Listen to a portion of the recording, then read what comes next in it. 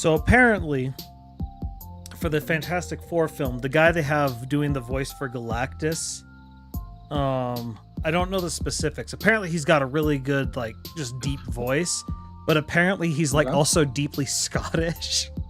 And so people are like, well, some people were just like, man, wouldn't it be hilarious if he just didn't try to undo his Scottish accent whatsoever? And Galactus comes down just, oi, I'm going to be eating your planet up.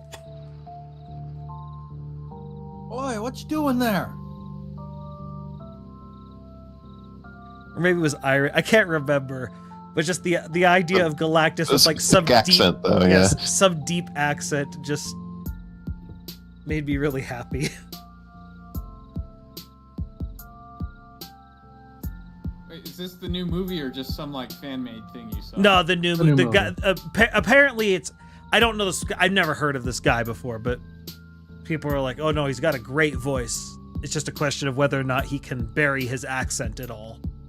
Because if he can't, it'll be incredibly distracting. I see. I've seen a lot of people freaking out about the AI poster that came out a bit. I haven't seen any poster. I'm just annoyed that he won't shave his freaking mustache off to play Reed Richards. Lunasaur is very quiet. It's because I fixed my audio, but Splice wouldn't turn me down anyways. No, I can't change what your volume is in the room, I don't think. Can I? Like on Discord, or? Well, then you turn me down, or Just what? Well, okay. I'm listening to the stream just. Lunasaur, just start rambling. I'm gonna start tuning you up and down. Tell me if the volume changes. Well, I mean, because what it was is when I first got in. Is he quiet to you guys right now?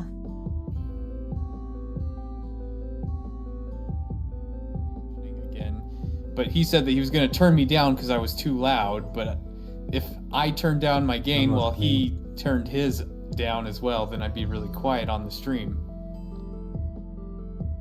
So I was messing with his volume the entire time. Did you guys hear him going up and down?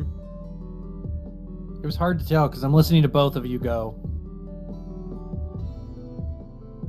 You would know, because like literally he should have just dropped out in the middle of his talking. Well, the question is am I quiet in the channel or just quiet on the stream? Yeah, it's just this. It should just be the stream. Like I don't think I can turn you down in this chat room. I can mute you. Just the stream is what I'm talking about. Yeah. I can hear you just fine. I'm just listening to the stream. Yeah, we're just trying to decide if I'm too quiet in the stream still. Oh crap! I didn't. Are you gonna say some stuff?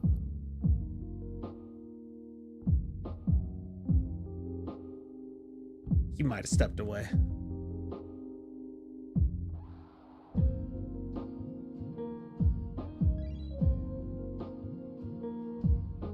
It just sounded like he was like glitching out on the stream. So.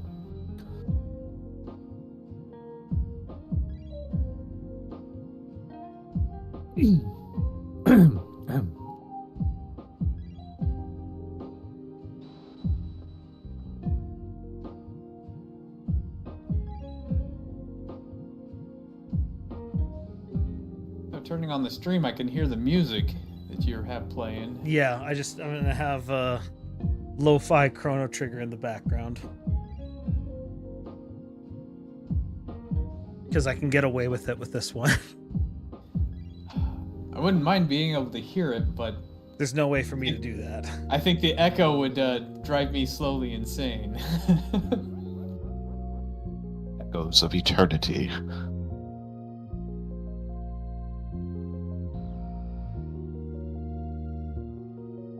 Okay, Travis is fine.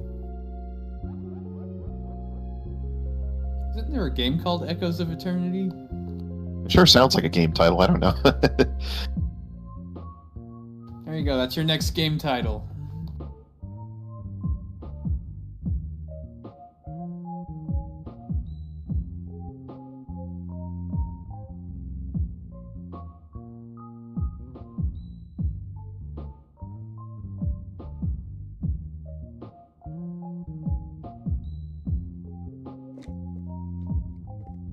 I'm fairly certain Echoes of Eternity is a thing. It looks like a gacha app game. Oh, boo. Really? It's also an American progressive metal band based in Los Angeles. And Also the name of Splice's pet turtle. and the seventh book in the Siege of Terra Horus Heresy series.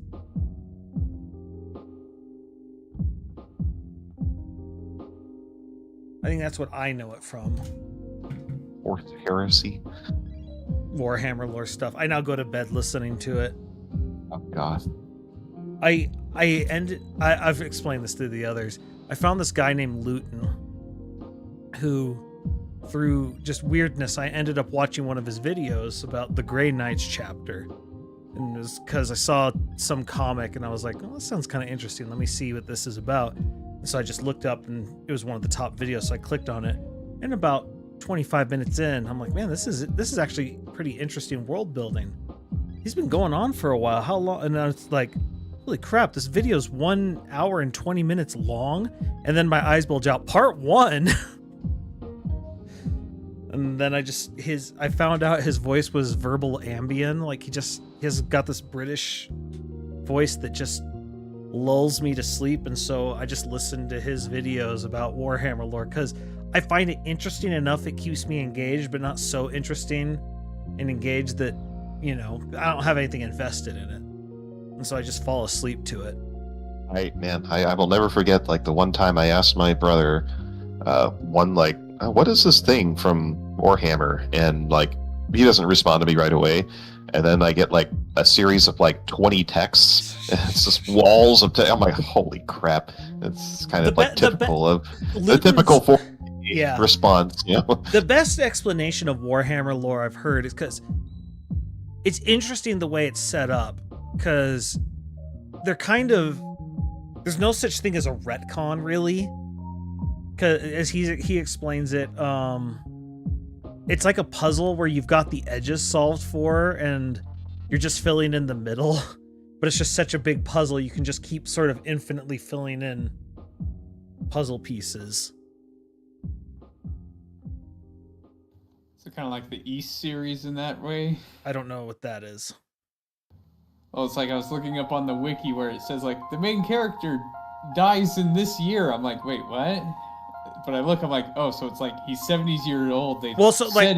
Here's one of the things. Like, anytime they give you a date, you can't trust the date because the issue is they're dealing with time on a galactic scale and there's relativistic effects. And so you don't, like, everyone's an unreliable narrator. So kind of like Ender's Game in that regard. Kind of, yeah. And so they may say this lore and it's like, oh, okay, that's definitive. But then someone could say something else that's contradictory and you're like, well, wait, that contradicts this lore. And to which the Warhammer community goes, does it? It's like, certainly seems to. And there's like, maybe, maybe not. Because they're both unreliable narrators. Interesting. And so they just sort of roll with any conflicts. Because it's just sort of built into the universe. And the only people having a good time are the orcs. Wow. Right? Yep. Right. Heck. No, different thing. Well, we are Baggins. Listen, I messaged him asking if he was joining us, so he'll probably just join us later. We're kind of late now. Yeah. Anyway, let's get started. All right. I'm going to turn down the music just a little bit.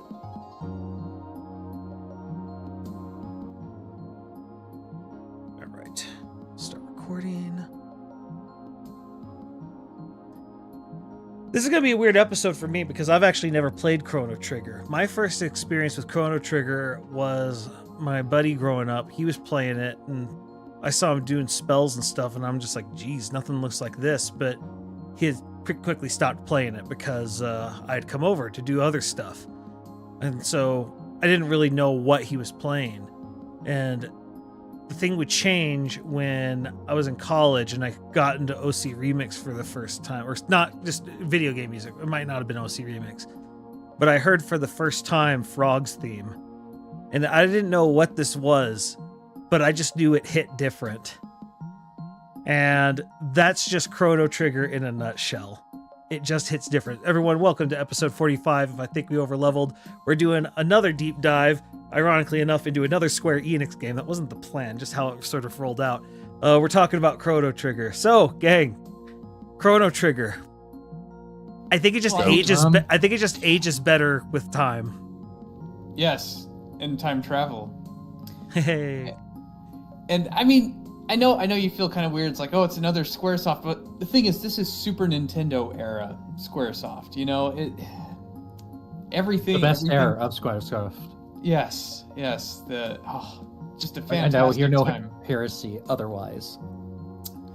Yeah. So, Chrono Trigger. I mean, my experience with this game was, well, that year that it came out, I actually did ask for it for Christmas. And apparently Santa decided that I didn't do my homework well enough without being told. So I actually didn't get it. I had to borrow it from friends, which... Wait, that's a thing? What, borrowing games from friends? No, like Santa. He sees you when you don't do your homework. like what? No. Hold on. I know we're doing, but I feel like we need to like veer off here for a second. Like, how does that get like given to a young Lunasar? It's like, well, Santa said you said that you had to do your homework and you didn't do it, so I guess no Chrono Trigger for you, little Looney. Like, is that really how they pitched it? That's how it went down. Brutal. And it happened to be Chrono Trigger of all games, of course. That is just wow! Like the mercenary of it all. See, I'm sorry. Go ahead. I would have thought it was he asked for it, and then his mother said, "You'll shoot your eyes out with it." Waka waka. Or get you some, like, I don't know, some inferior game instead. Welcome to Time Gun. Oh gosh. Welcome to Star Voyager. But see, I was just thinking Illusion of Gaia. Hi, folks. Hi, Beggins. Well, anyway, Lunasar, go ahead. That was with FF6, but yeah. It is kind of sad that the two games that we talked about now are the two that, like, I wanted, but I ended up with something else in that time. And in the case of FF6, I was able to, I did trade in Illusion of Gaia to get it. But Chrono Trigger, I just had to settle for borrowing it from friends because I don't think there was much of a used market for Chrono Trigger back then because it's one of the best games ever. People held on to him. Yeah. And in fact, my friend that I borrowed it from, we actually he was the one who got it. I go over to his house and like I played, so I had a save file on his cartridge from playing it not at my house but at his house because I come over and he let me play it because we were both like super into it. And I'd even jokingly, like, as I'm leaving his house, grab it to not really do a good job of trying to steal it, sort of thing, though I guess one day I actually did make it out the door without him noticing, but obviously he wasn't going to let me take it home until he had beaten it. But of course, him beating it, that's not the way the game ends. The game does not end when you beat it. But luckily I did eventually get to borrow it and play it, and this game was as amazing as it seemed, and the music still to this day blows me away. And if I want to, say I just feel like I'm really agitated and I need to relax, I still go to this original soundtrack before anything else.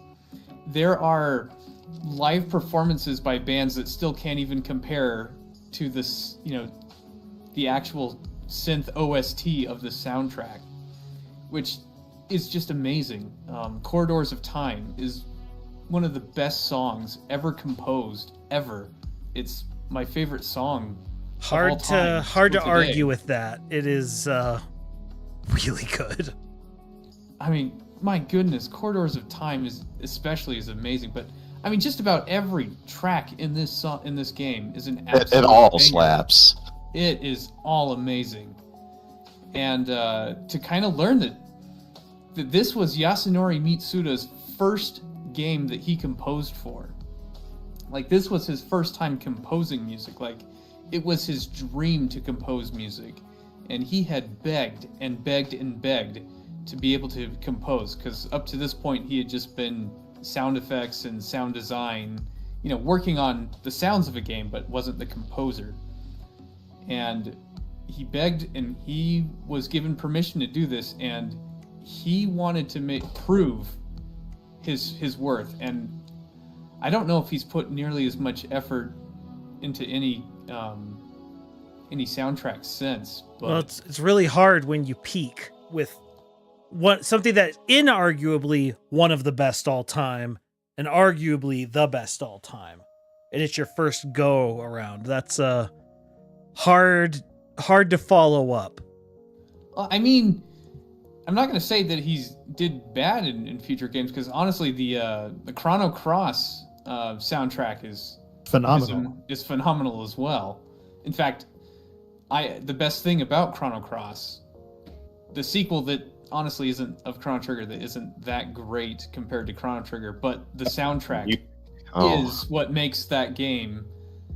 And it is especially that soundtrack. opening song is. Ooh. Oh yeah, Scars of Time is an amazing. Yes. Ooh. So, quick veer off here, as somebody who played Chrono Trigger but not Chrono Well, I was Cross. just gonna really quick finish up that story with Yasunori. He tried so hard that he actually put himself into the hospital, and that's why Nobuo Uematsu actually came in and helped him finish it. That's rough. Yeah. That's rough. But having not played Chrono Cross, would Chrono Cross have been an okay game had they not pitched it as the sequel to Chrono Trigger? Yes, I think it still would have been I think it would have been a much better game if they just left it as a Radical Dreamers. Yeah, I agree. Yeah, Well, as its own story. It definitely had, I don't know. There were things about it I liked and things I didn't, but I felt what like we're talking about. I felt like the connection to Chrono Trigger felt very shoehorned in. It was thin. shoehorned, and It's it was infuriating. It was it was a level of, it's kind of like when they retcon, or just, hey, remember everything you accomplished in that previous whatever movie, game, book, whatever, and they're like, I'm just going to completely undo it to create new conflict. It was that, and it was unnecessary and aggravating.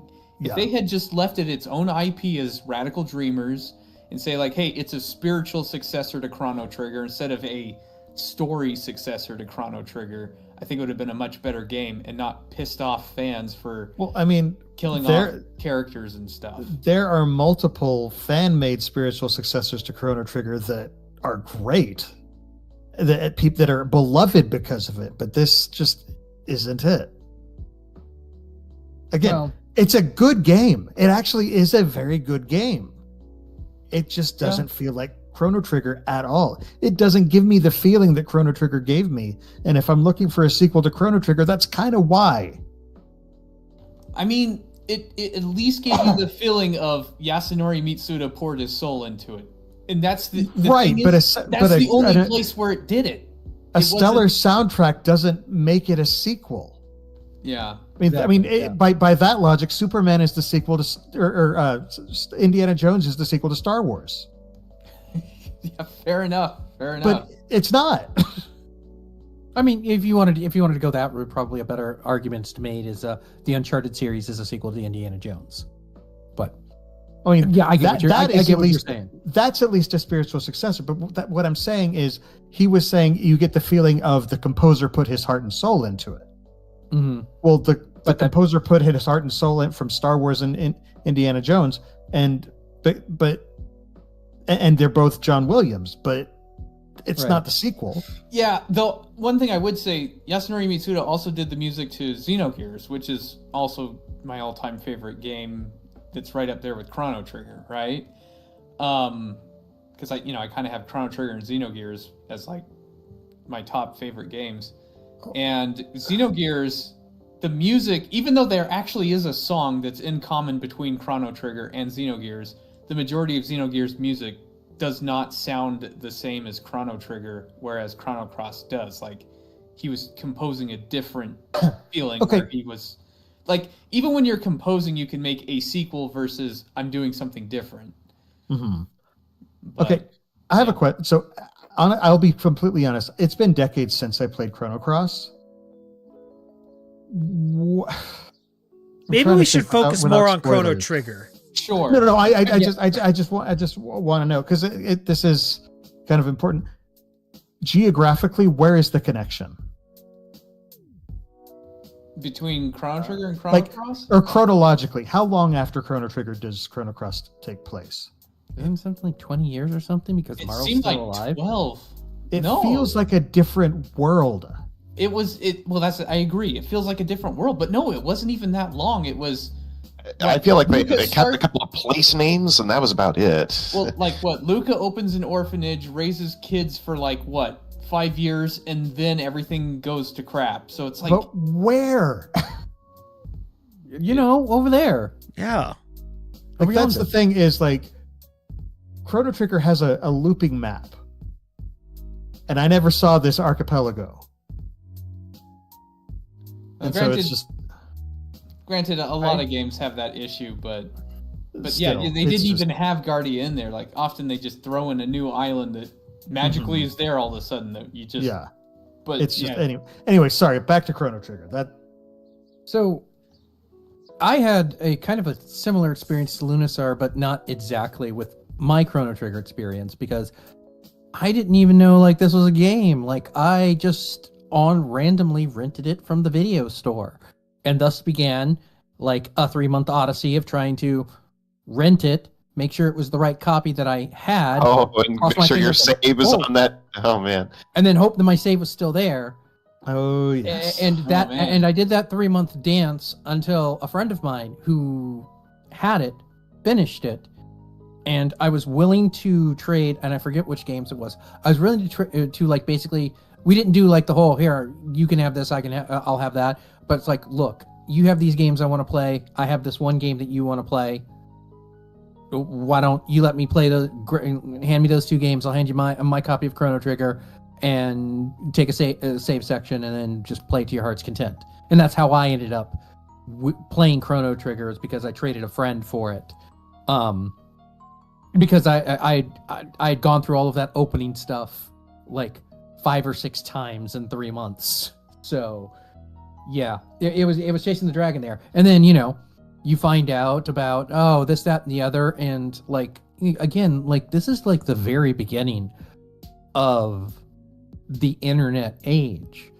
So like, there's no game facts at this point. Like, there's no, you buy a strategy guide if it's in stock at your video store, at your gaming store, or something like that, if it exists, or it's word of mouth. Like, all the people at the lunchroom are like sitting there, it's like, all right, what do we know about this? I've tried this with this monster and this with this monster. It's like, oh no, do this instead. Like, that's how you got the stuff done back in the day. And that was my experience, because, this was the game that my friends and I were playing, and, I was coming up in the end because I didn't have a copy. I didn't have a copy myself, but,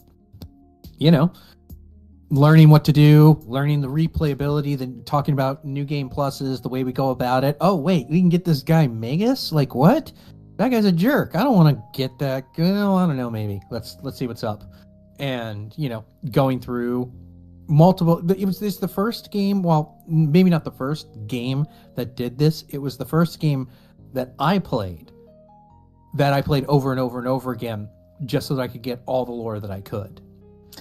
well, even though technically a game that came out the same month had a mode referred to as New Game Plus, but as far as actually replaying where all your stats are intact, your items are intact, this is the game that did it. It's the game that did it first, and they wove it into the story in such a way that, first off, this game is about time travel and looping time travel sort of stuff. So it kind of made sense.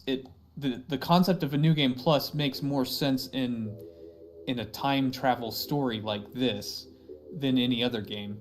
And the fact that it was one of the first times they had like lots of different multiple endings that you could, with one save file, go through and achieve all the endings.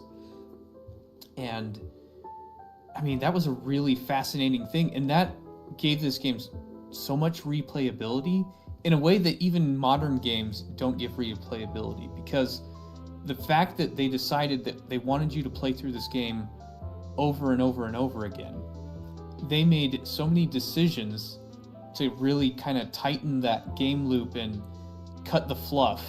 And as far as an RPG goes, it's shorter than your average RPG. And even though that first playthrough you could still put in tons of time, because there is a fair amount of stuff to do, but it's a lot shorter and has a lot less fluff than other games, because they knew that you'd have to go through it. And this is one of the first games that removed the vast majority of random encounters. There are no random encounters. No, that blew my mind. It's like sitting there like, who are these jerks? Oh, I'm fighting them. Yeah. Oh. And so like all the enemies are on the map, and a big reason why they did this is like your first time through, you probably want to clear out all the enemies so you can level up, just like you would with random encounters. But when you're playing through, you're already over leveled. You've already, like, you don't need any levels. You don't need any money. You just want to get through to play through the game a second time or a third time or a fourth time. You can just avoid the vast majority of the enemies. And it's like, wow. And I know the areas, I know where the enemies are, and you just kind of get a muscle memory through it. So like in multiple repeat plays, you can get through the whole game in just a matter of a few hours. It's like, it's the first time you really felt like your average person would do a speed run for an RPG. And they really just honed that really well. And there's very few games that I feel like a New Game Plus is actually worth it to do. So not only was this game the first one to do that New Game Plus, I think it's still the best. Because like I beat Persona 5, and it's like, all right, you can do a New Game Plus now. And I'm like, yeah, I'm not doing that anytime soon. Like, that game was so long. Yeah. That game was so long. The thing that's amazing, though, is they were able to accomplish that without your first playthrough feeling short. Yeah. Like, that game, Kami, you were saying you spent weeks working on beating that game. And yes, sometimes it's starting over, but there's just... The first time you play through, there's so much story to tell. On subsequent plays through, you're not exploring as much, but it doesn't feel boring. Like, there's just something that feels good about being in that world, even. Yeah. I really think if you want to have a game that kind of has that New Game Plus game loop, I think this is the main game that you'd have to study. Not just because it's the first, because I think it's the only one that has done a really fantastic job of it. Because, the whole, the game feels long enough the first time you play through, but short enough to replay it a second time without it being long and boring. Yeah. And not many, I don't think any game's done it as well since. Well, of course, this is also, we're talking about a game that came out when all of us were, in our teenage years. And I hate to say it, it wasn't about, all right, how much money can we get for all this content? Because if Chrono Trigger was made right now, and stop me if you feel like I'm wrong here, it would be New Game Plus, but you would only get so far, and then it'd be like, all right, that's the end of this part of the game. If you want to do a New Game Plus, then you have to play through it all again just to get to the next section of it, or something like that. Or you would have to, or they would section it up they're doing with the new Final Fantasy. It's the same thing. Yeah. For me, it's the same thing that frustrates me with playing multiplayer games. I don't like playing them competitive multiplayer games online, because the community has kind of boiled it down and min-maxed everything to the point where if you even want to be competitive, yeah, exactly, it's solved. And that's what companies are doing with publishing now. And it's just it kills the soul of it. It's not fun anymore. It's one of the reasons why I don't do competitive in Marvel Rivals, because it's just, that's not fun. Every experience. Guys. Well, Yeah. you've kind of hit on like even cooperative online games. I have a hard time playing because it's like the first time I tried an MMORPG, it's like, oh, play with the friends. I'm like, okay, I'm looking at this game trying to learn the lore of it, and they're Why like, are you using the kit? Oh my gosh! stop reading that. Just go. Let's go. I'm like, but I want to read what this world's even about. No. We're just gonna go, and it's like I don't even get to read anything. I don't get to understand what the setting is. If other people are allowed to skip the cutscenes on you, then, well, too bad. They just skip the cutscene on you, and you're just hosed. And it's like, gosh, why am I even playing this if I can't even get into the story or the setting? That's actually one of the things that I've always found very interesting about the Final Fantasy XIV community is just like if somebody's watching the cutscenes, you wait, you watch, and it's actually kind of crossed the line almost into being the opposite problem, but it's very different from most other similar situations and it's just like this is the culture that's been built around it, and I like that there is at least a different culture, because I don't like going into places just like, oh, this is already solved, sorry, you're too late to enjoy this. Yep.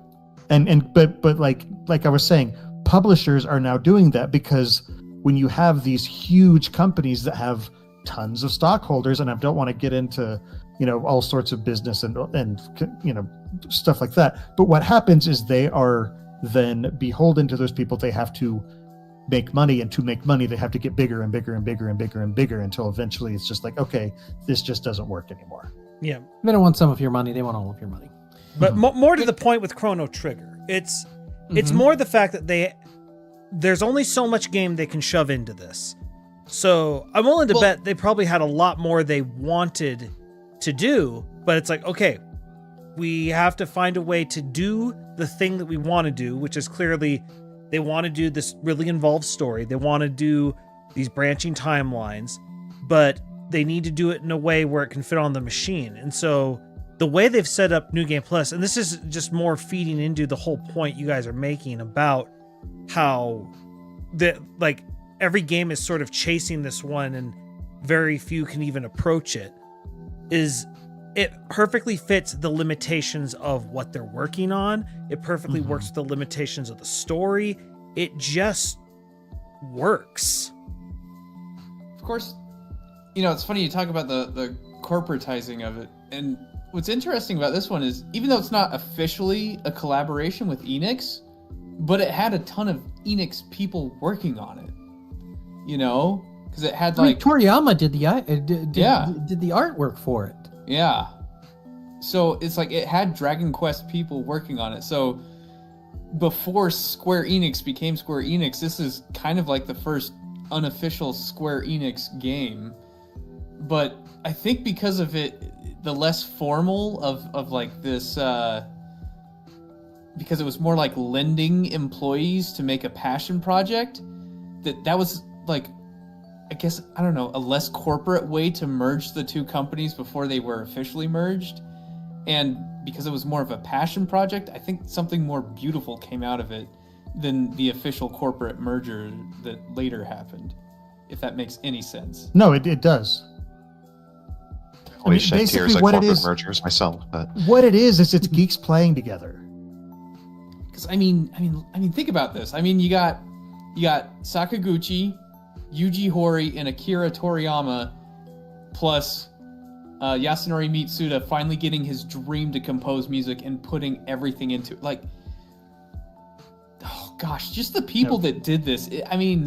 No wonder it came out amazing. If you got like the biggest industry titans of the RPG series making a passion project together, crossing over company boundaries. It's like for those who are around for it, the dream team, when America put together its dream team for basketball and sent them to the Olympics. Sports ball? What? Listen, there can be crossover, especially in basketball. Indeed. But it's just so perfect line of play. When you just take all of your best people and play them, and it's like a lot of games don't let you do it. This is getting the hyper beam in Super Metroid, where it's just like I'm not allowed to do this, and it says let loose. And you It's just go through Megabus melting Dead everything. Rising. So we've talked about like our admiration for it and for the soundtrack so far. And I feel like at this point, first of all, if you're listening to this, spoilers, and you should know that. But secondly, like, can we just talk a bit about the story? Like, and again, I know this probably wasn't one of the first that did this, but it's the first time I experienced like the main character just straight up dying on screen. Like, it's like, wait, what do you mean Chrono's dead? Oh, What? yeah. This is Chrono Trigger. Where's Chrono? And you go through a chunk of the game without him. It's just like, I'm sorry.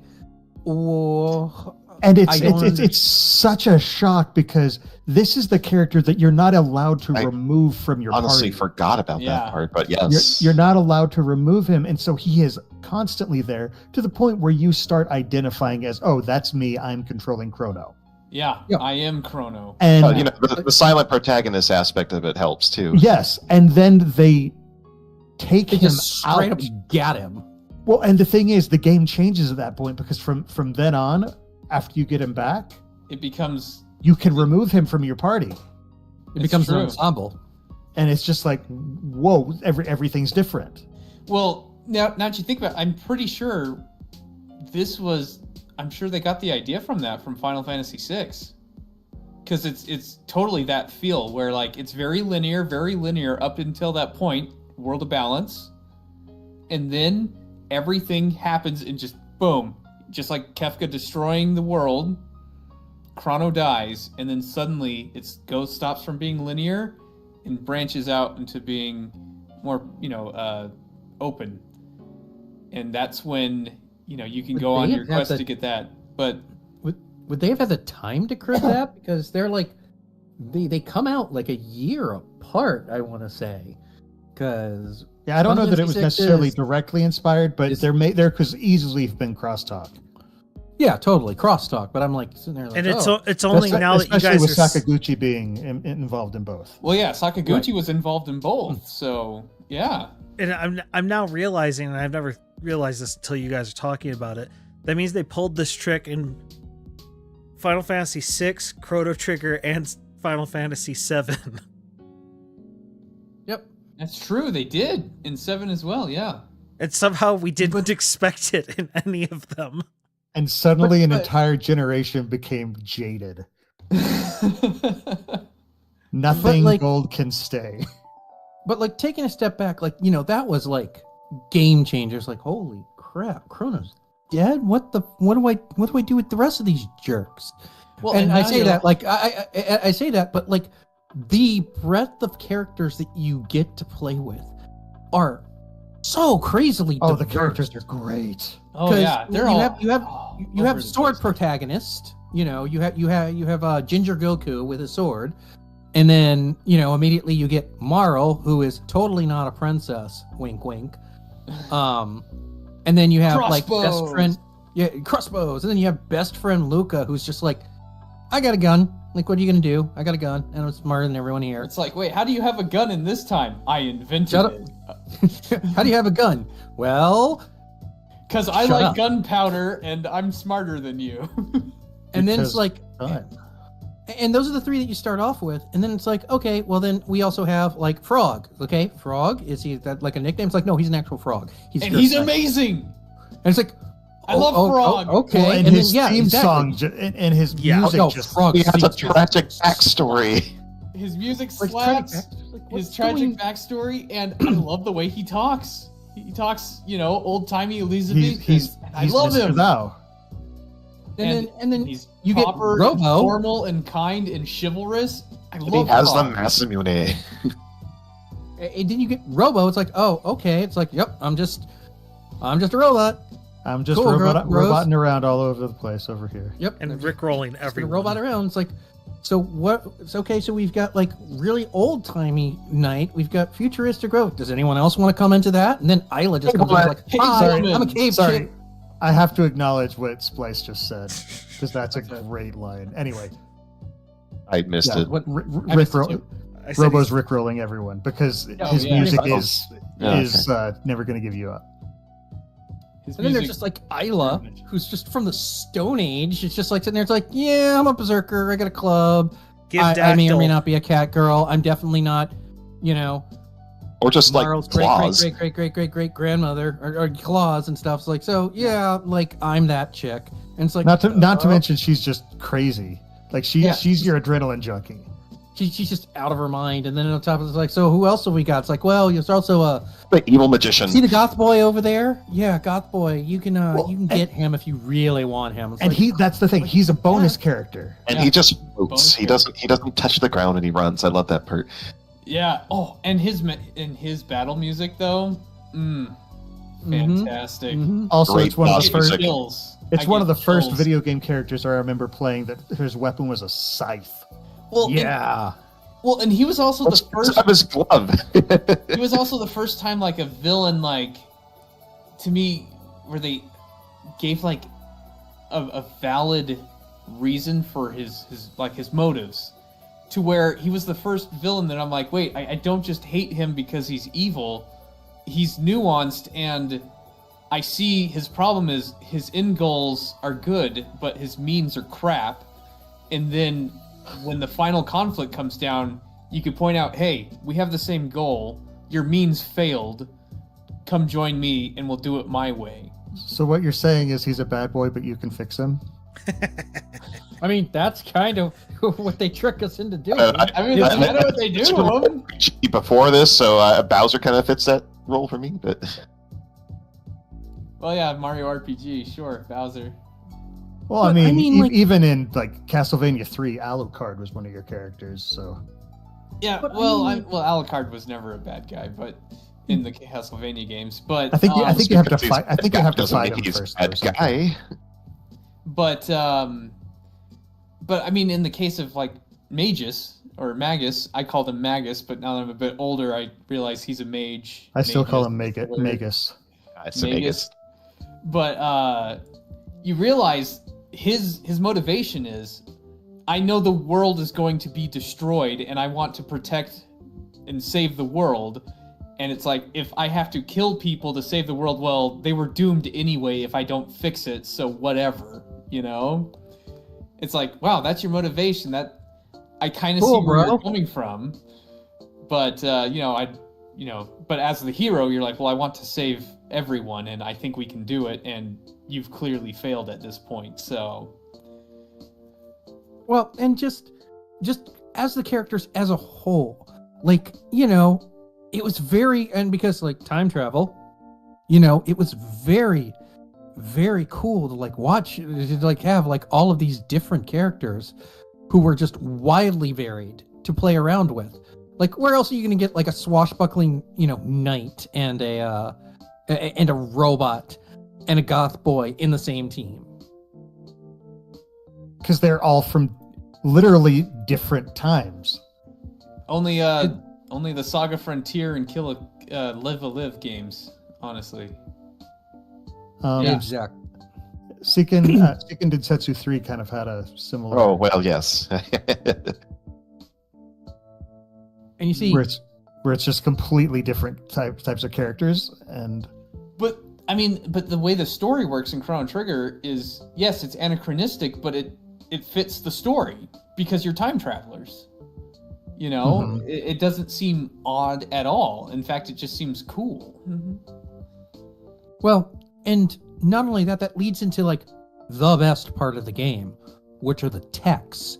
Like, it's not oh my just, gosh, like, yes. it's not like just like, okay, here's your front line, and there's your fighter, and he does the chuk, and okay, here's the next guy. It's like, all right, so you can fight that guy, you can do a spell, you can throw an item, or all your dudes can do something at the same time. You can do a dual attack and like, Double tech, yes. Dual tech and triple tech. I mean, And this there was would the be first game. triple, that oh, did that. man. not only that, the enemies would actually move Yeah. around the battlefield, and so you had to time your text right so that you could damage multiple enemies. It was really cool. The AoE game was just it was different than I'd ever seen. Like you didn't have much control over the positioning, but it mattered. Mm-hmm. And so, like, depending on how you could approach wait the and hope they enemies- move right. Yeah, you could wait. But, like, depending on where they are on the map, which skills you use. Like, for example, just kind of like the layout of the dungeons sometimes affected which characters you wanted to have.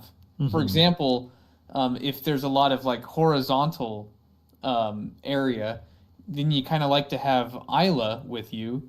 So you could use Falcon Hit, which just will hit an entire horizontal row on the screen. I didn't realize she was an ancestor to Captain Falcon. Oh yeah, absolutely. Go Punch. Yep, 100%. And Mewtwo. But I mean, like, and you know, again, because this is becoming a trope here in the podcast itself. To explain to Splays, you want to know why this game is so beloved? I Because don't of touches need like that. Yeah, I don't need to. Like I know why this game is beloved. I just haven't played Like it's just, yeah. I mean, you should. Like, maybe that could be like a thing you do on stream. The or issue something. is I don't know. I've There's watched this. There's to death. nothing. Yeah. There's no discovery anymore. Yeah, there's always discovery when you play it for yourself. But regardless, that's getting off topic. Like, but also, like you're talking about like the characters and like the interweaving plot of the characters. They had some pretty memorable villains, and of course, you know, we're talking about like they're named one thing over there, they're named one thing over here. But you know, infamously, there are 3 particular bad guys that are named after rock legends: Ozzy the Great, Flea, and Slash. That's Yes. right. They did do that. So it's like, you know, Those were Took me Magus' henchmen. Took me forever to realize that. exactly, totally. I But think mean, I only realized that just now. I didn't even remember their names, but Yep. I mean, you fought them each separately as Ozzy, and then Flea, and then Slash. And Why do then I- It was, Why do and then I you have a- faced them together as Dive, Flea, Super Slash, and Ozzy the Great. Why do I have a feeling they hired the same localizer that did the Mega Man X series? Well, I mean- and Mario RPG throwing Bruce Lee Because like references. Grizzly Slash, they did the same thing with which was that X2 that they did that to? Something like that. It was either X2 or X3, I feel like, but I mean, granted that even just naming the character Isla, that's a reference to a book. I don't think it was that way in Japanese, but a book about a cave woman.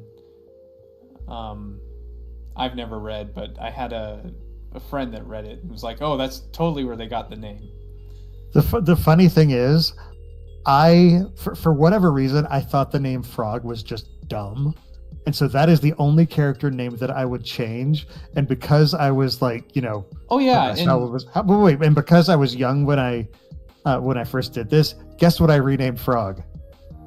wait, I renamed him Slash. you mean Slash? And so I was just like, wait, what's going on? What's happening?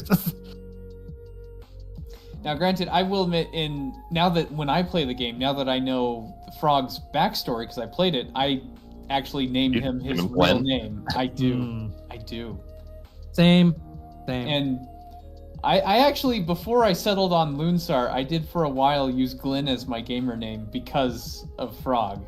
And I did think it was a nice touch in Chrono Cross that there was a party member you could get named Glenn that could use the Masamune, and with the main character got a dual tech of X Slash that matches Chrono and Frog. yeah, the same X slash that they have. Yes. Which, of course, in Chrono Cross is like the only dual tech that you could Yeah, really use. they're like 5 in that whole game. It sucked. Yeah, didn't that like part that. really sucked too. Is it's like The I other thing- want to just really quick. The dual tech for me was just like such a huge thing because, like, you know, I played at this point when I played Chrono Trigger. I played a few other RPGs, and you know, like, yeah, you know, you have team compositions and they have strengths and weaknesses, but like, it wasn't until I played Chrono Trigger where you suddenly felt like these are people that actually cooperate together and will actually do attacks together that synergize in particular ways. And that like no other game I had played had done that. And I'm just like, wow. And the other thing is there's that feeling when one of your characters learns a new tech and then suddenly you learn like 3 new dual techs. You get the dual techs that go with it. You're like, oh my gosh, the things I can do. Yeah. Well, I mean, and that's the thing. When you look at it, as far as like an RPG goes, like each individual character's skill list is incredibly small in Chrono Trigger. I think there's 7 abilities, 8 abilities. Like 7 or 8, like hardly any. But most of the variety comes with the dual text. All the combinations you can make. Yeah, the combinations to where it's like it feels like every character has so much they can do, because with every character you have like 3 dual texts with every other character, and for every combination of, not every, but most combination of 3 characters, there's going to be a triple tech involved. The other thing that was really cool about it, and this is something that I noticed at that they did a really good job of showcasing at the very beginning, is there were certain enemies who had special weaknesses. Like in the first area, there's these like troll-looking dudes walking around with big hammers. And those hammers make them much, much more difficult to kill. But you can remove the hammer by hitting them with a fire ability. Now, but the thing that I remember kind of blowing my mind is the first dual tech you get is you have Chrono, who spins around, and you have Luca, who has her flamethrower ability. And she lights him on fire, and it turns it into a major AoE. So suddenly you're hitting multiple of these enemies with their weakness and really having an effect on the fight. Oh, yeah. And kind of the way of being able to spread the benefit of one technique to more by kind of synergizing. Exactly. And that was something that was pioneered in this game, and kind of like how I said with New Game Plus, like there's so many things that were pioneered in the game, you know, the dual text, the New Game Plus, and I said with New Game Plus that no other game has been able to replicate it to as well of a degree as this one. I would say the same thing with dual tech, except there actually is one game. I think there's only one game that was able to really capture that feeling of synergy between characters with making dual and triple text combos. And that's Breath of Fire 4.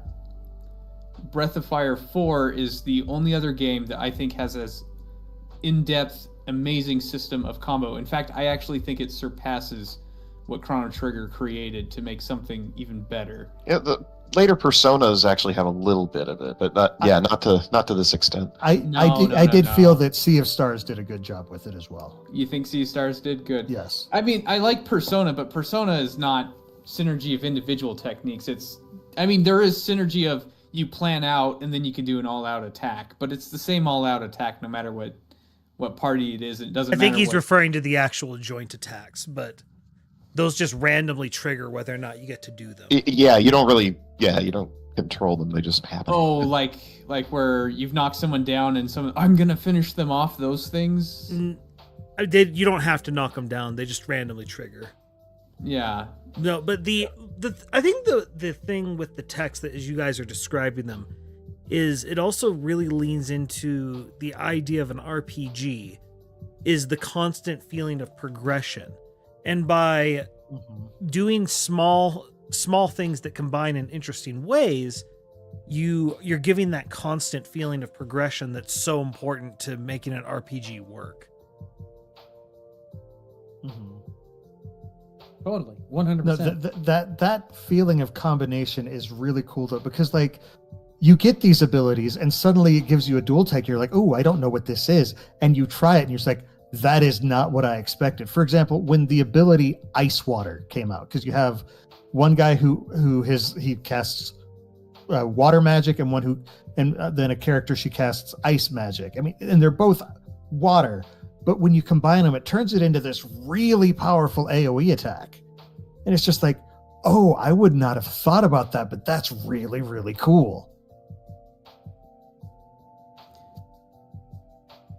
And so the other thing that does is it also gets you to say, okay, these two have this dual tech together. What happens if I put these two in a battle together? What dual tech will they learn? Will they learn a dual tech? And suddenly there's characters that you're not necessarily hauling around with you all the time, but then you want to try it and you're like, ooh, with this combination, I actually really like this. You know what I also think is really cool about the dual tech, and this is actually something that is still unique to Chrono Trigger, because Breath of Fire, you figure out, if I put these attacks in these orders and set this up, they combine into a combo in a really cool way. Mm-hmm. Whereas in Chrono Trigger, because they are kind of fixed dual techs, kind of like how when you level up, it's kind of a statistical way to kind of show like, oh, look, as the journey progresses, they grow in strength, they grow in experience, they become better. It's kind of like, when you're playing a more action game, as you just kind of learn the game, you get better at it, kind of through experience and technique. Well, and what I like about the dual tech and triple tech is it's a mechanic that shows how, look, your team is learning how to fight together as a team. They've learned the fastball special. Yeah, like, it's sort of like no other RPG does that, where it has a mechanical way to show how your team has become a better team together. Yes. Nothing else does that. It's very reminiscent of, I can't remember which of the Avengers movies it is, but at one point Thor comes down and slams his hammer down on Cap's shield. And it does this big burst. Because I remember it happened in a bad way in the first. I couldn't remember if it happened. It's the fight in Central Park. Okay. Where they have Loki. Thor comes, throws Loki out of the plane, goes after him. Iron Man goes after him. No. So that's when they learn about it, but they use it offensively at one point in the beginning of Age of Ultron. That's what it is. Because they go, hey, look, they lined up. But it's an immediate indication of these people know each other, they've worked together, and they know how to cooperate and become better because of each other.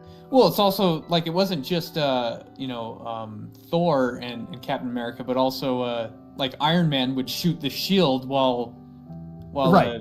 But Steve Rogers is spraying it around. That's just an example, though. And I'm saying similar to that, the multiple the dual techs and the triple techs in this game, just without saying it, they give you that indication. Like, these guys are a team. This is a team. Yeah. This is a family that's come together. They're super friends. And I think that's really cool, because usually up to this point, and frankly even past this point, the only way they can really show the relationship and togetherness of a party member is through dialogue, and to do it through a mechanic. Doing it through a mechanic is just, it's really cool. And honestly, when I was a kid, I probably overlooked that fact, but as I talk about it, I'm like, that's actually a really unique thing about this game. Huge thing that I love this game for. Like, honestly, that's been one of my biggest complaints about the game Octopath Traveler. Is it feels it feels like you're playing eight single player stories. Yeah. So that's something that's amazing about this, is you have this huge cast. You can choose different people. They respond to things differently, but they're like there's a dynamic there. There's an actual dynamic between the characters.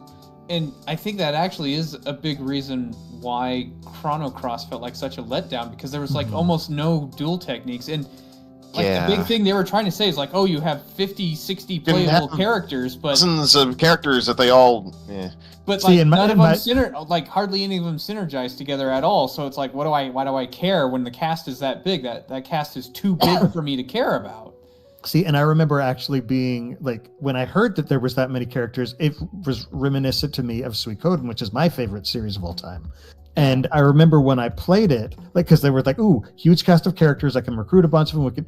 And as I played, I was just like, wow, Suikoden did this way better. Way better. Like, and so it's just sort of a letdown. Oh yeah, for sure. Because like in Suikoden, like, you couldn't put most of them, like a lot of them you couldn't put in your party. They just help build up your base and give you more stores, more things to buy, more side things to do. A lot of them you could put in your party, and there were multi-techs. There were combo attacks like crazy, and it's just sort of okay, I have a big cast of characters, what can they do together, rather than just I have this character and this character and this character. You can be like, okay, I want this one and this one and this one and this one. What do? Do they do something? They seem to have some sort of a connection, and so let's see if I can mix them together. Right. But with Chrono Trigger, it felt intuitive.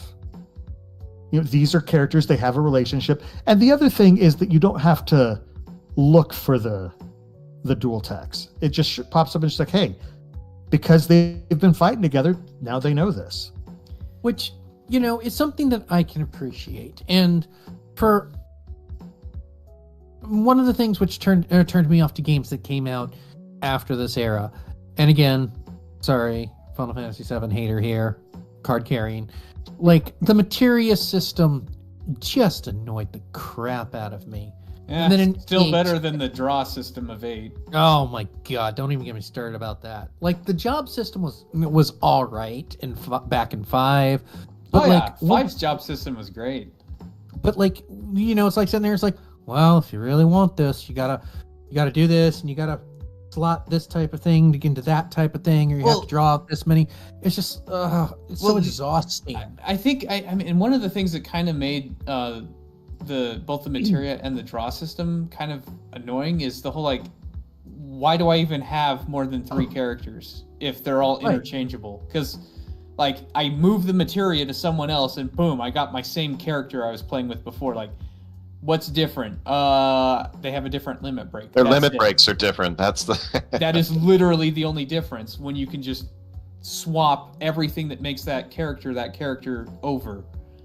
Which, I mean, to one benefit, it's like, oh, I can switch out the characters without losing all the progress I made, because the progress is equipped, not stuck to the character. But it also makes the characters more interchangeable, which is kind of a downside.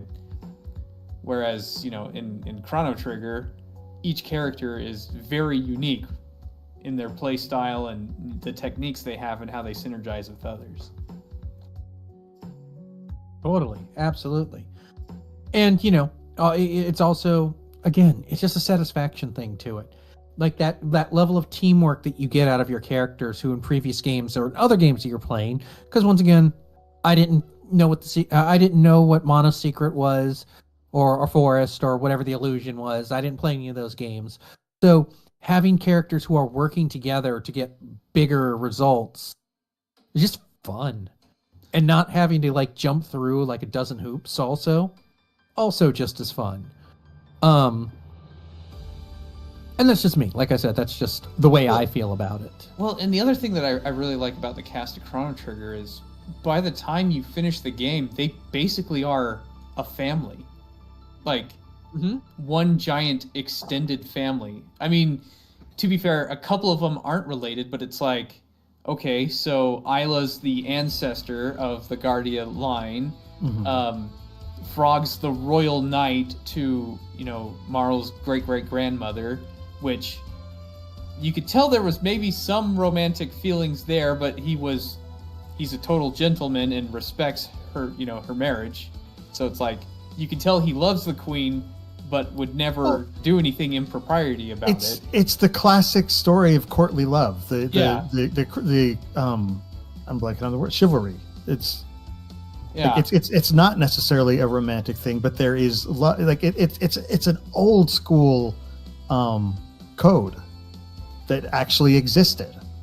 Yeah, and then Chrono is obviously the love interest of Marl, and then you got the best friend who's practically a family member at that point.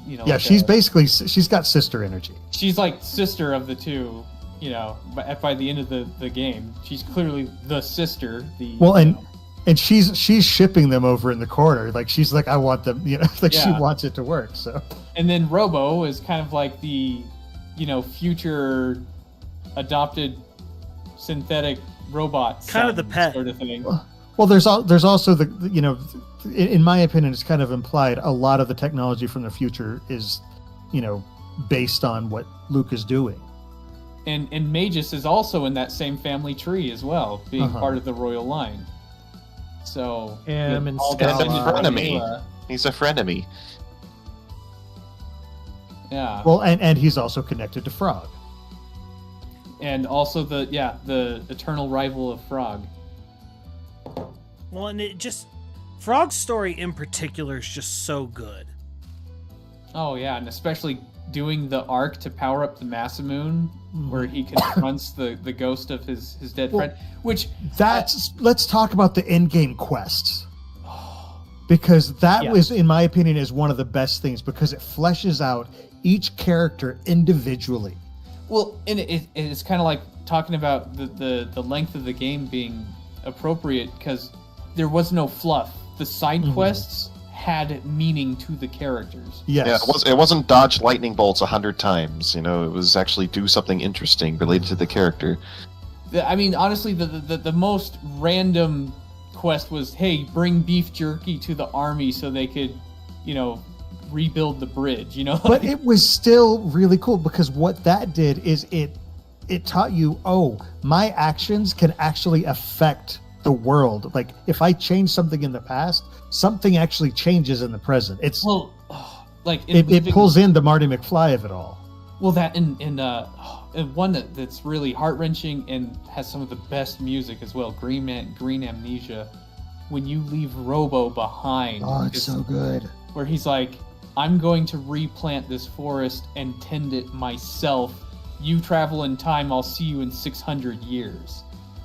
And he uses all of that time to, I guess, compress the green. I forget what it's called, but it's an item that can be used and gives you the opportunity to time travel to save Luca's mother from her disfiguring accident.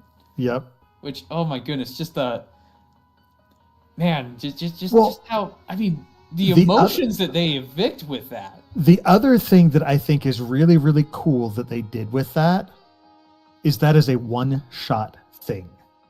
Without New Game Plus. It makes, well, not counting New Game Plus, not counting save scumming, that kind of thing. It's a one-shot thing, which makes it feel more momentous. I honestly think I failed the first time. Especially considering, I mean, if you're playing on a non-Nintendo controller, I think I emulated, so to fail on that, but it's just the fact that they put it in that way. Because like you're time traveling, but it's like this is not a we can time travel back and fix it thing. Well, speaking of one-time shots, this court trial that we're seeing on the screen court right trial now, was amazing. Where it's like the choices you made early in the game, like not without only realizing their choices. Yeah, so it's like not only can you learn really quick that the choices you make in the past affect the future, but this game really solidifies no, the choices you made in a given time frame are affecting the way the game plays out now. I mean, you still get thrown in jail even if you're not guilty, but yeah, the fact that things that you could just do at the beginning of the game end up being choices, whether you ate that old man's lunch or not. Yeah.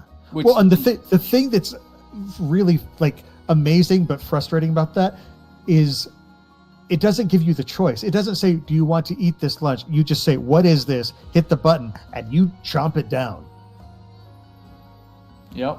And so it's just sort of a wait. I didn't want to eat it. Why are you making me do?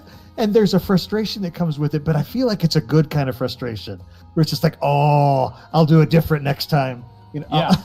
Well, that's the thing, because it's a New Game Plus and it's a New Game Plus design that you will want to do the New Game Plus, then you can try out the other options. Like the way they set that up, it did make I've said this so many times. Sorry, I want to interject. This game gives you a reason to New Game Plus in a way that other games do not. I want to interject right now. This scene that's on the screen right now, look at this. This sprite where Chrono is handcuffed is used only in this moment. And it's just like, this is special animation where it's like, this is just where they put in the little extra touches. This isn't reusing a sprite to make it look like he's handcuffed. So it's like, no. We want to get this point across. Let's put it in here. And that's huge to me. the fools, leaving a save state in the cell. But Yeah, like soft lock. you understand what I mean? Oh yeah, totally. It's like there's just like there They was just- another game that I played They where decided it was important enough to use the memory space. there was another game that I played where at the end there are two characters who are like they're standing. It's the classic I'm going to stand back and hold the enemies at bay. You go on type thing, and they draw their swords. That is an animation that was never used anywhere else in the game. And I just remember when that happened, I just said, "What?" And it made it feel momentous. It made it feel special. Because it's not just we're reusing this sprite because we have a little bit more room now than we did because we're using the Super Nintendo's capabilities to their fullest compared to other things. And so it's so well done.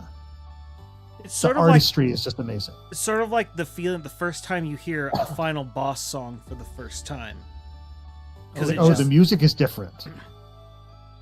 it just puts things in perspective.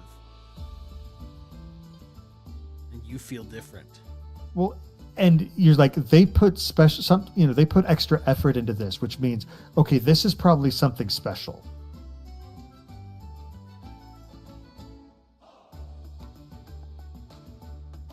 So, talking about Frog, just because he's so unique in video games. Well, one thing I love is like his storyline is that whole the hero, right? Except not. Yeah. It's like oh, he's the hero of legend. Well, actually, he was the squire and best friend to the hero of legend who died, and the hero passed his mantle on to him, and he has to learn to accept that and come Yes. to terms with it and grow into not just who his best friend was, but even someone greater than his best friend. It's survivor's guilt. Yeah, and he has it in spades, and it's not until he's able to speak to the ghost of his friend for that to really sink in and have him grow into it. And After having to fight the angry shade of his friend. yeah, Like because like basically first what he did, like his friend saved him and shoved him away, basically took him and then he came back and returned the favor.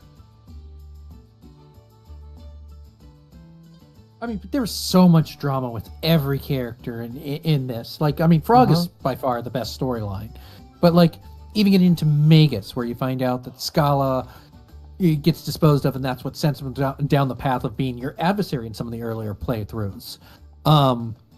Just Marl in general, like not being the typical, "Oh, save me, princess," which is Yes. usually what you get up until there. Like, Well, you know, I mean, you're she's- conditioned to get she's Zelda. like Jasmine. I want to go out and explore. I don't want to be trapped in the castle. I mean, like she It's- literally is Jasmine, and this is She has around the same Jasmine's time. clothes just about it. She's Yeah. such a great combination though of capable and still feminine. Yes. And so I loved the like and again, this is not the most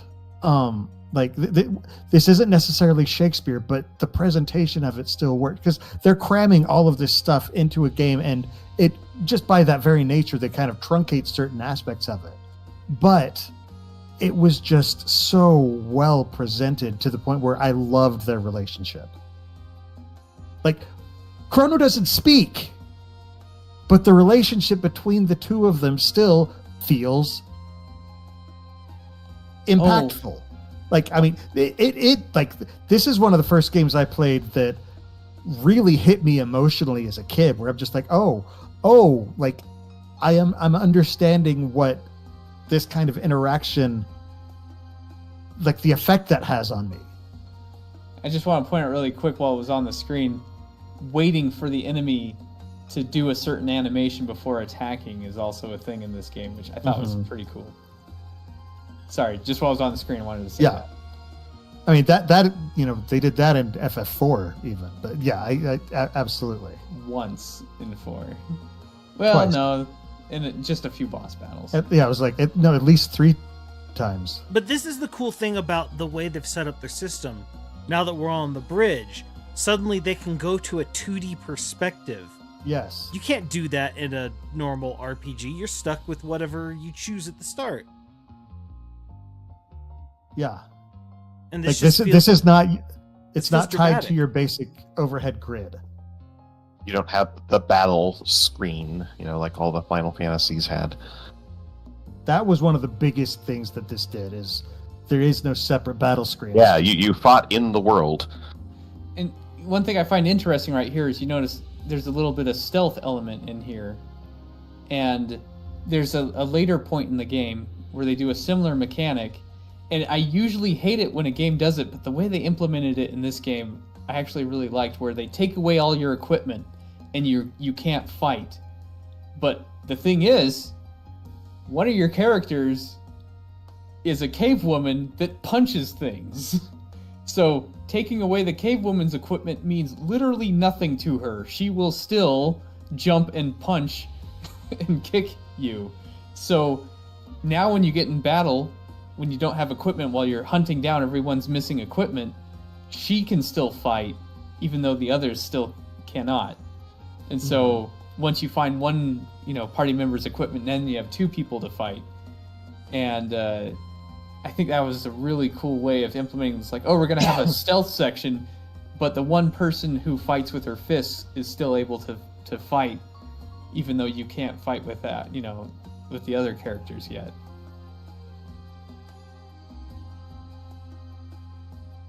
Well, Yeah, and the that's other like, thing. I'm just yeah. thinking, like, one of my complaints about, like, Final Fantasy X, which was, one of the first JRPGs I played, was, I didn't Sphere want to Grid. play. Well, no, I actually was fine with that. No, it's just I didn't want to play with Kamari. I hated Kamari, and then Well, suddenly yeah. I'm forced And to play then with they Kamari. You're forced to battle. Yeah. Oh, yeah, Yeah, no. Yes. Well, especially so- when you have characters who level up separately. Like, I mean, it's just. And well, so as You've much done as I nothing love with Breath of Fire 2, they did the same thing with me in Sten, and I almost was stuck when it's like, oh, you have to go through this part of the dungeon with only Sten. I'm like, I'm screwed. But that's See- the thing that, like, this system set up, like, with the, with all the, oh my gosh, I'm blanking on the word, the text. It's encouraging you to Right. mix and match and have fun and experiment. Oh yeah, 100%. Well, I also like games where the games that have it where you can switch out characters in your party, that they still level up along with you. That was shared one XP, thing. yeah. One thing I remember, like in Suikoden, there's a section where there's a character that it forces you to bring along that no one ever plays with, and so they're typically weak. But the thing that I like with that game is that leveling, like if somebody's much lower level than everyone else, they level up so quickly, and so it works to match up. This one, I think it follows the shared XP, doesn't it? Chrono Trigger does, right? It's been too long. I can't I remember. believe it I does. I don't think so. I know learning text requires them to be in battle.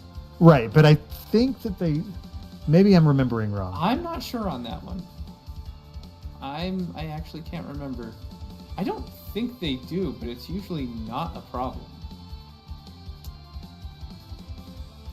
Part of the problem is once you've New Game Plused it enough times, you don't really care about your level. Oh, yeah, if you're like max Yeah. level, basically, yeah. Yeah, I think it does have shared XP. I don't think it's shared well, maybe even tech. I think it is shared. Anyway. Well, and then on top of it, just the creativity of sections like this, where because again, you've set up the world in such a way where it's all, it's not actually on a plane. You can do things like, oh no, we're climbing a wall. We're just going to change the sprite's walking animation. Right. And it's clever. And movement speed. Yeah. No, the illusions that they're like there's all sorts of optical illusion that they put into this game that works. I remember there's a scene where you are dancing at like a jungle party, like with the cave people, and Chrono's dance is the climbing enemy. One of his options, yes. Burn Babunga. Brian, no.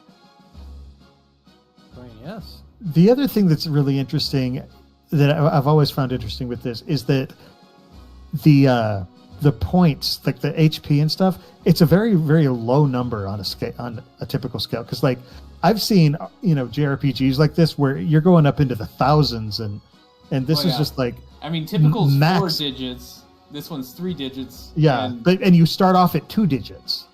Start off at 2 digits, and it's certainly not Disgaea where you get up into millions and billions.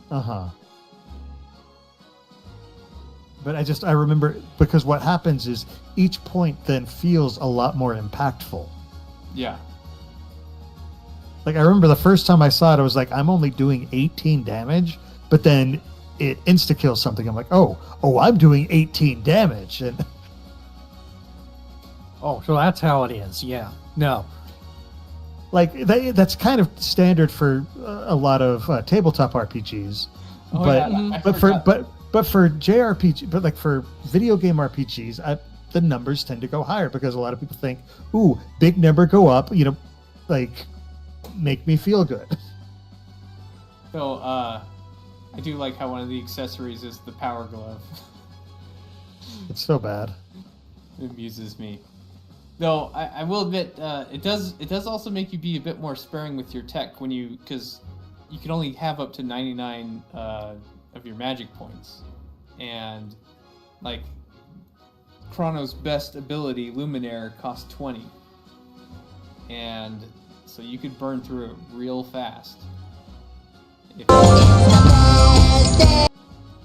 Though, when you're fighting the final boss, I will admit, this is actually the only game that when I'm fighting the final boss, I actually use my items.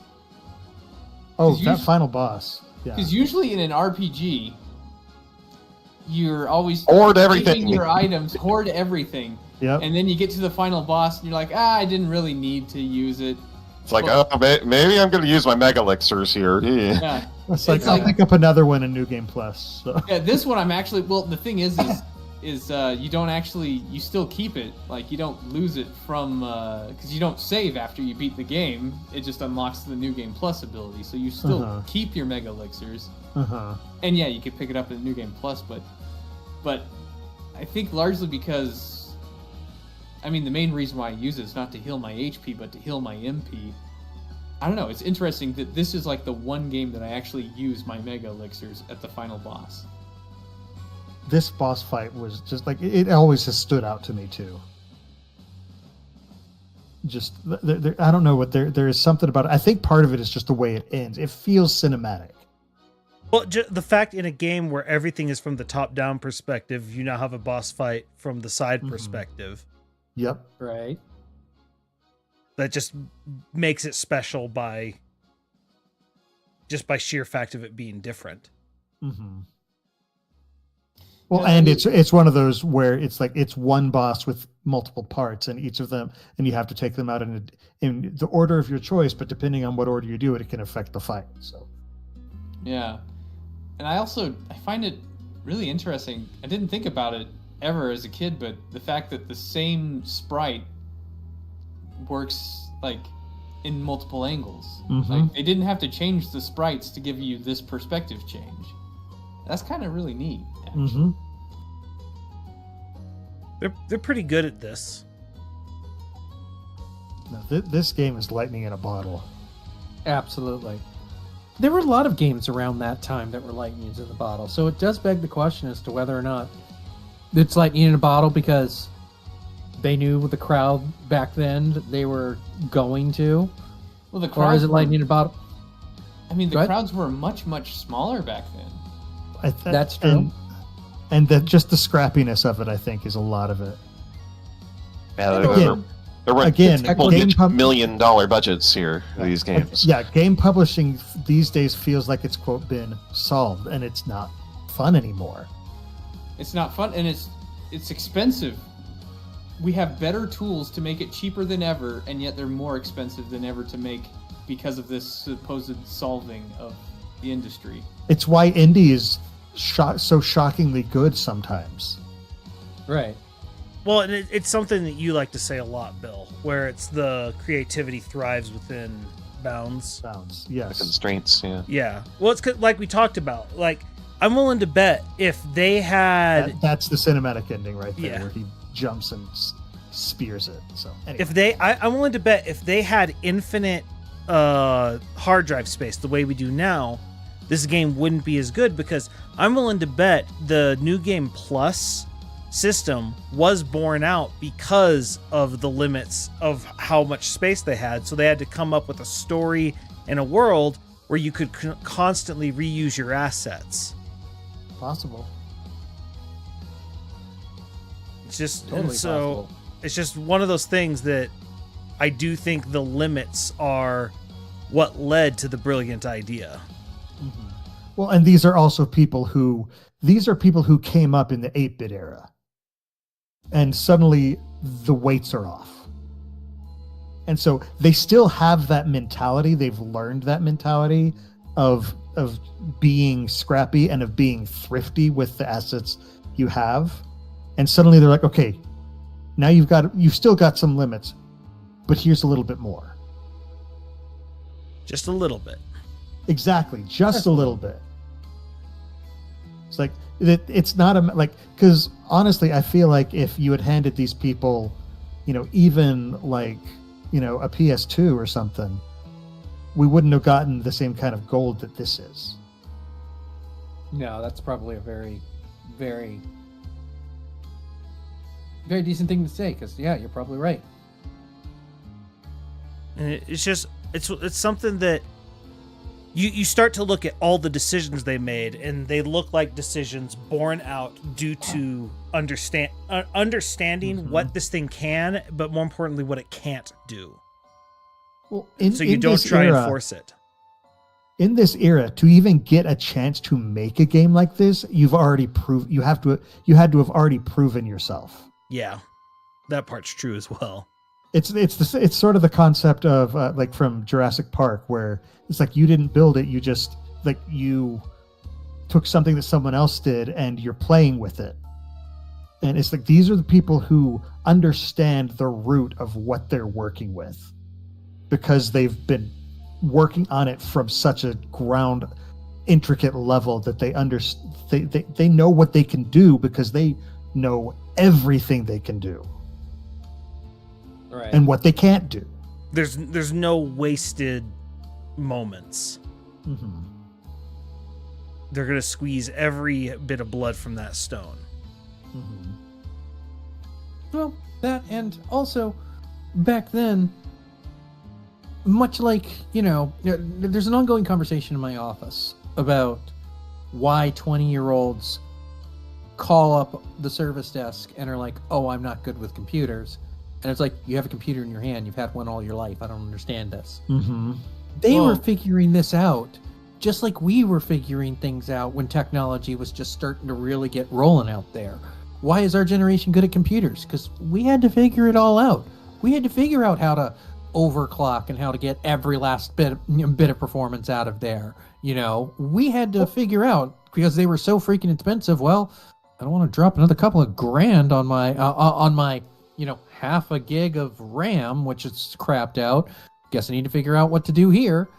And just that type of stuff, and they were figuring this out too. And, it's a very great game, but, would it be the same game if it had the polish and tools of today? It's sort of like, now you go to the grocery store, one of the most expensive things you can buy meat wise. I mean, not obviously there are other ones, but like if you buy a brisket, they're expensive. They cost a lot of money. They didn't used to. That was the poor man's cut, because it's such a tough and like just hard to cook piece of meat.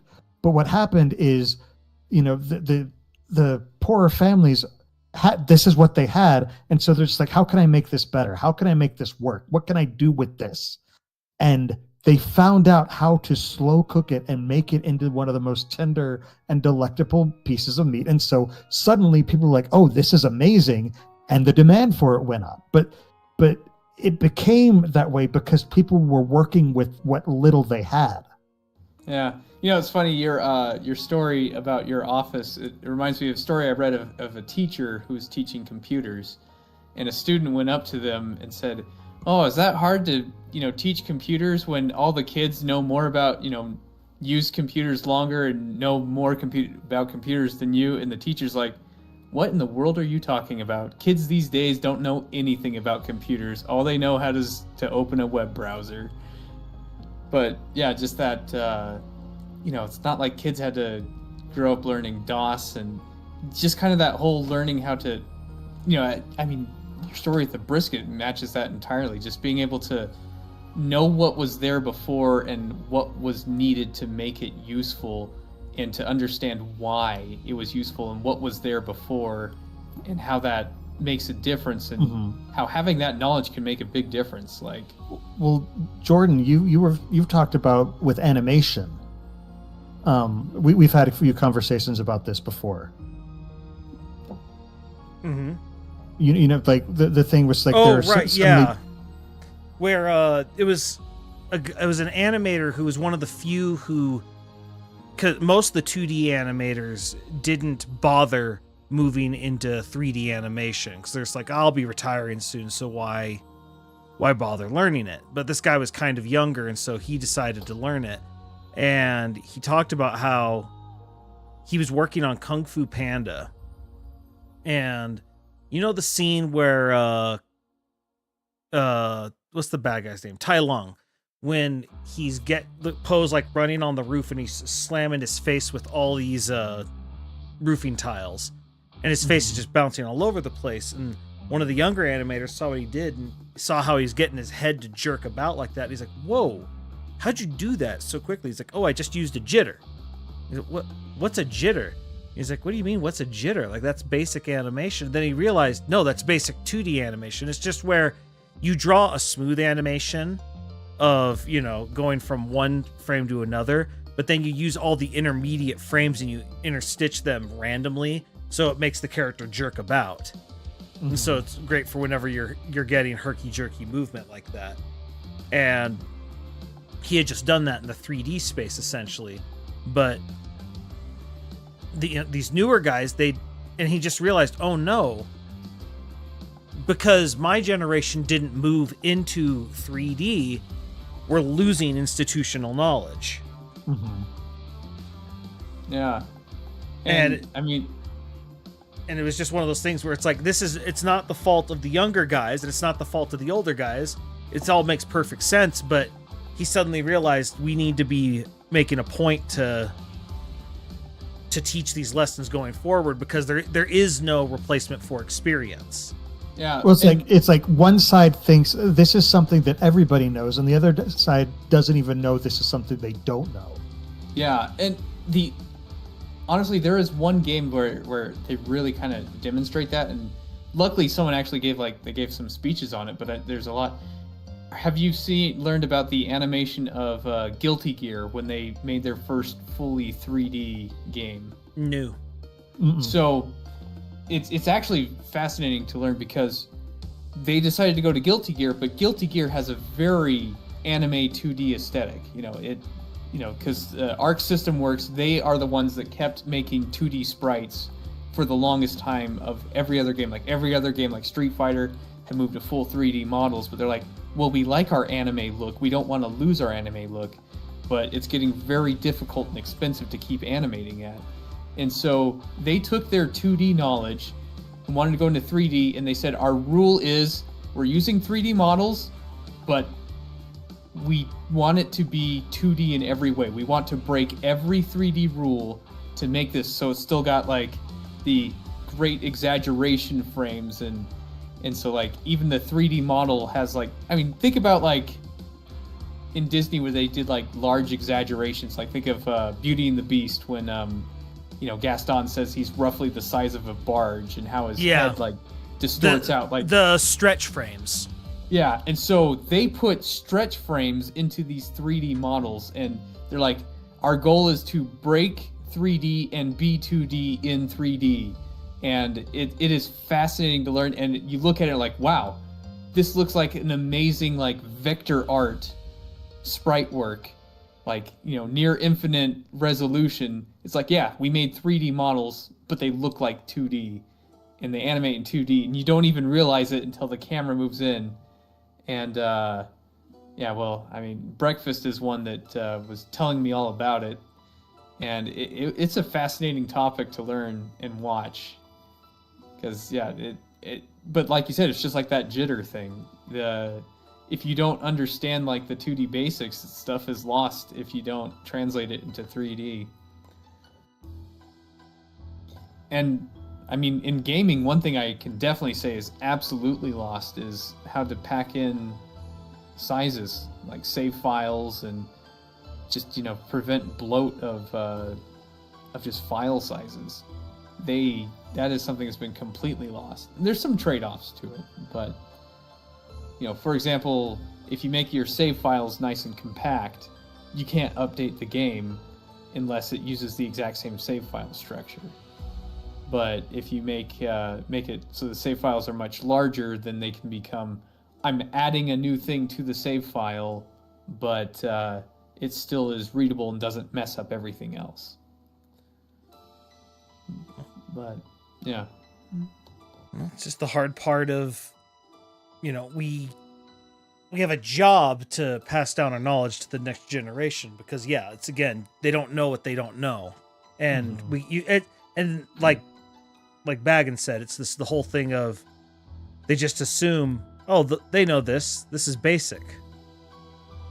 Which, I mean, in the case of save files, what I find interesting is, even if it is a remaster or a remake of a game where it's like, okay, well, you're not going to be updating it, you just ported a game, but they still don't know how to make the save file small, even though there's no reason for them to make it bigger than it was originally, and you still get multi-megabyte save files when it's like, dude, the original was like 2K. This is ridiculous. But it's just, if you don't know how to pack it, because there's an art to that. There absolutely is. But no, this is the other thing. All these enemies. So I'm just watching this thing. They're so many of them are so unique looking. Now, part of that is they brought on Akira Toriyama. Exactly. Toriyama had a lot to do with that. Oh yeah. But even with that, they're just, all the sprites just have so much character to them. Mm-hmm. Again, it's the whole, they didn't have to go to this level, but they did.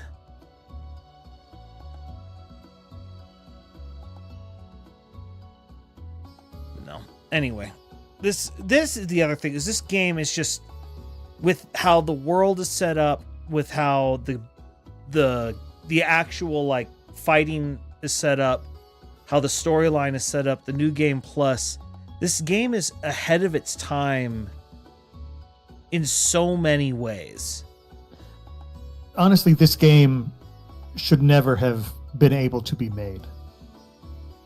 Yeah, well, it's a pioneer in so many different things. Well, it's one of those perfect storms where just you have this team of extraordinary people assembled who make something extraordinary. Well, like, you can think of so many other, they try and make a dream team and it just doesn't work out. Yeah. Many things had to go right for this to happen, but they all did. Because, like, often when you assemble a dream team is you just get too many cooks in the kitchen and heads butting. And you can tell that did not happen in this one. They, like, Sakaguchi and Yuji Horii, they were, like, able to, like, get together, come up with something, and, like, they must have agreed on it. I've never heard of any fights between them. But it seems like they were perfectly in sync with just how well it came out. I could be wrong on that, but I think the results speak for itself. But oh goodness! Now in the future, what he's about to use, the what would they call it? Initron. Initron. I wish those existed in real life. I hate sleeping and getting a full night's sleep in seconds. But you're still hungry. Oh, I'm okay with that. Just that line. just that, adding that line, Oh it yeah. gave so much personality to this setting. Yeah. To really show like, hey, people are starving to death in this future. It's seriously just a line of dialogue. And it's a descriptive line that's a throwaway line. Because it doesn't have any actual it doesn't have any actual effect on gameplay.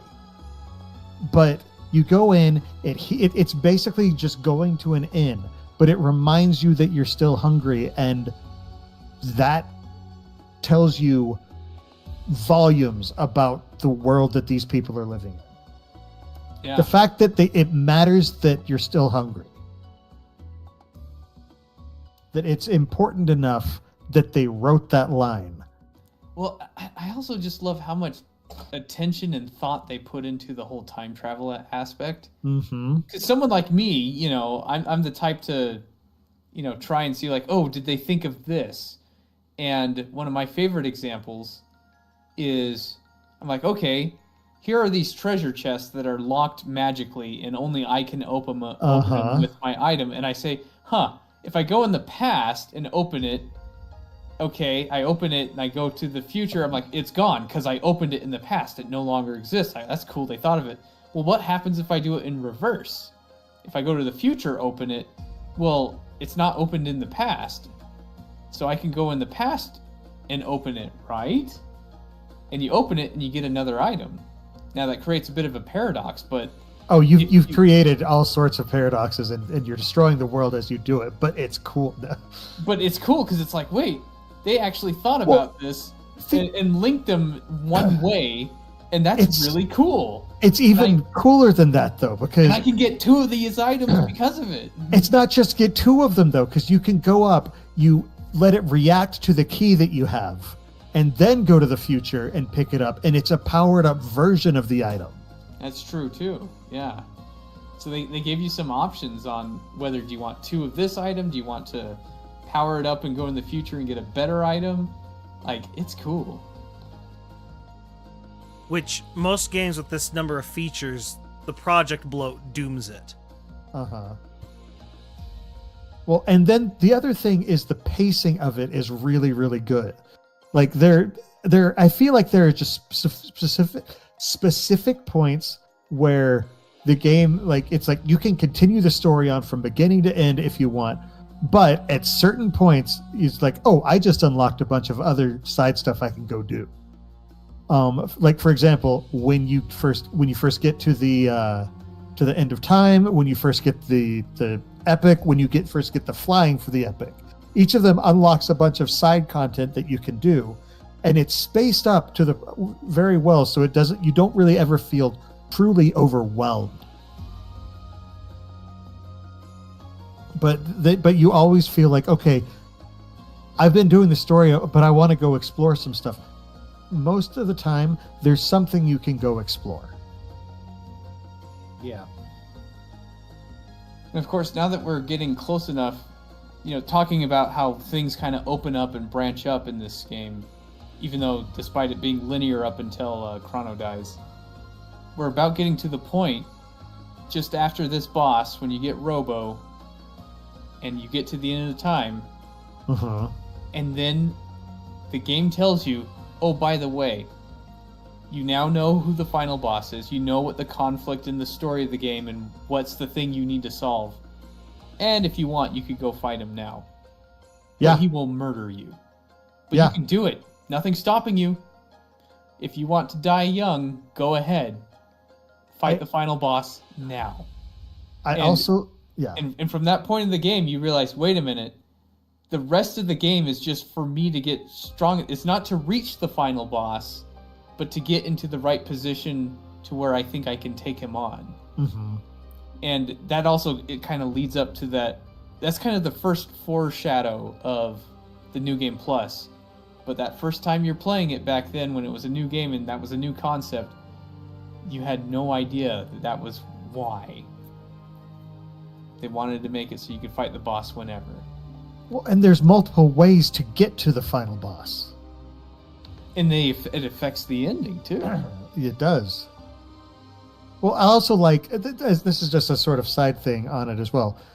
You know, you get Robo, and when you go through the portal, suddenly you end up at the end of time because too many people going through at once can actually mess things up, and it's just like, oh, okay, so they've actually worked into the story why it's a 3-party system, and it's just like, this is actually very clever. I mean, I did feel like it was kind of contrived to a degree, but it is, of course, it's contrived. It's going to be, by its very nature, it's going to be contrived. But I just like that they sort of nodded to it. It falls under the trope. They hung a lampshade on it. Exactly. And it's just because it's what's the word? Verisimilitude. It gives a reason for, because you always ask, like, why are they not, just sending everything at once? Because that's always the question you have to ask in something like this. Well, is for, send overwhelming force. I've got a degree in English, and one of my biggest rules is when it comes to grammar and writing, you're allowed to break any rule you want as long as you know what rule it is and that you're breaking it intentionally. Breaking a rule, like a rule of grammar through ignorance, that's the sin, in my opinion. And that's kind of what they're doing. Is like, we understand that this is what this is. We recognize it. We're doing it this way. Yeah, grammar break rule bad stuff thing. All right. Well, we're sitting at almost 2 hours. Any final thoughts? Play Chrono Trigger. If you haven't played Chrono Trigger, play it. If you have played Chrono Trigger, play it again. And it's available for Steam. It's great. Can you just hold Splice down until he plays it? No. I think it would be worth mentioning. I do like what they added in the PlayStation 1 re-release of it. With the animated scenes and stuff. Which is the first time I actually was able to own my own copy. But I liked how, it kept track of the endings you got. Like, I do like that it added the extra metadata save file. Yes. So you could see what endings you got and keep track of other things and be able to, play the soundtrack at your leisure, look at some art stuff. And yes, they added animated cutscenes that I think were really good and kind of added to it. And again, helps when Akira Toriyama is your... Yeah. And though the one downside to it is going to a CD optical disc as opposed to a cartridge. The load times. It's funny playing a Super Nintendo game with terrible load times, but that's kind of the way Chrono Trigger was. They get a lot of, like, they'd have their victory pose at the end of a battle, and Marl jumps in the air, and she get a long air hang time while that was loading, which is kind of funny. The best of those cinematics, though, is still Frog cutting the mountain. Oh, yeah. It's so good. Yeah. So cool. With the music just going. All right. Well. Yeah. Let us get out of here. Petrivka, do you have anything you would like to promote? Just happy to be here. All right. Lunasar. I will promote Lizzie Petrichor on Twitch. And if you like Pokemon and shiny hunting, it's a good match. All right. Bagginses. The Sandersonian Institute of Cosmere Studies. It's a podcast that Jordan and I do with our friend Amy, and we talk about Brandon Sanderson's Cosmere. Right now, we're getting into our more detailed discussions of Wind and Truth, which is his most recent book. So check it out. We're on YouTube and pretty much every podcast app. All right. Kamizite. You can check out Entangled Enemies, which my fantastic partner, Karina J, writes over on Tapas. I will put the link in the usual spot for anyone on the Splice Stream Discord server. And, go there and eat steak. That's really good advice at the end there. And you can find me, twitch.tv/splicestream. Our rework of the video game trivia game show. Oh, why can't I say that? Quizzard. It was a success, and so we are ready going forward. We're always going to do it the first the first Saturday of each month at the minimum. We might do it more. It'll just depend upon my schedule. Unfortunately, ever since getting a job again, it's not easy to keep that all put together. You know what one of the most common side effects of New Game Plus is, though? I don't. Tell me. I think we overleveled.